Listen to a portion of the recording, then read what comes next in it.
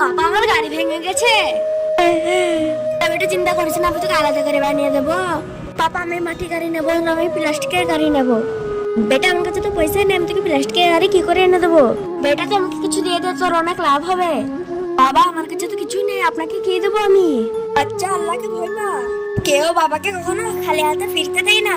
বাবা আমার কাছে তো একটুকু পয়সাই না, আমি তো আমার ছেলেকে খেলনাই কিনে দিতে পারছি না, তো আপনাকে কি দেবো? বেটা আল্লাহ তোর উপরে দয়া করেছে। কিন্তু তার আগে বন্ধুরা, তোমরা যদি এই ছবি দুটোর মধ্যে কোনো একটি ছবিকে ভালোবেসে থাকো তাহলে ভিডিওটা একটা লাইক করে চ্যানেলটা সাবস্ক্রাইব করে দাও, কমেন্টে বলে যাও এক নাকি দুই। আজকালের কেমন বাবা পয়সার জন্য কি সব বলে। আরে তুমি তাড়াতাড়ি কাজ করো, রাত হয়ে যাবে। এখানে কি ভরা?